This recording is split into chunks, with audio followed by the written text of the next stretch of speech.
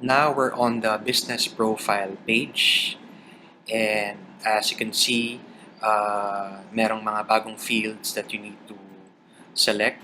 So for freelancers, usually services, that's what I chose. But if you're also selling goods, you choose sales in goods business.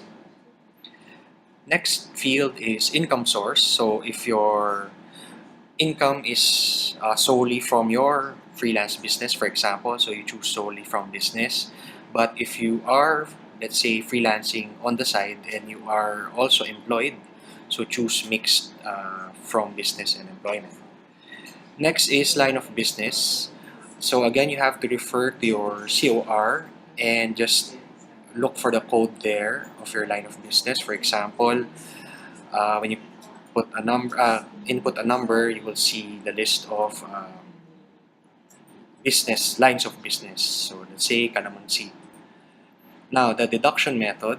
If this is unclear to you, you will always see a question mark if you don't understand the field.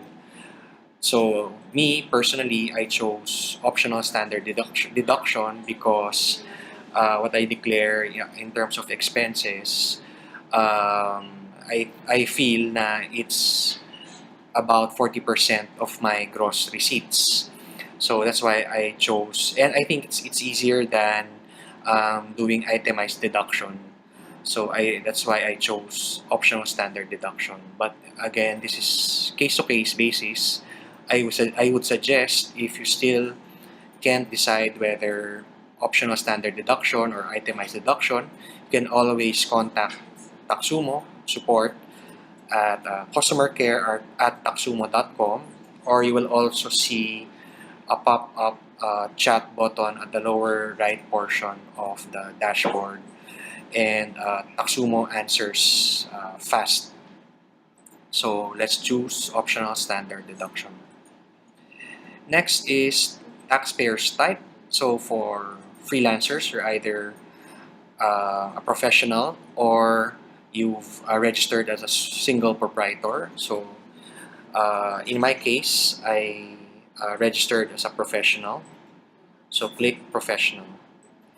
And last field to fill up is the ATC or the alphanumeric tax code. So as a professional, you can either choose this one, income from profession, graduated IT rates, or with the new train law, the 8% IT rate.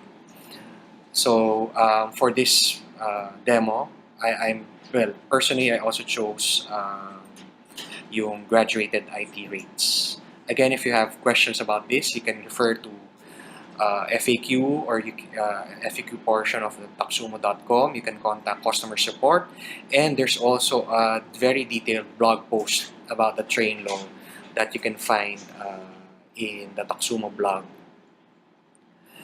Next would be certificate of registration. So if you have that on hand, just take a picture or scan it and upload here. But if you still don't have it, that's okay. This is not required. You can do it after. What's required for this screen is the signature, your actual signature. So what you need to do is sign on a white paper and then take a photo or scan it and then upload the file on this page. Then once you have that, just simply click proceed.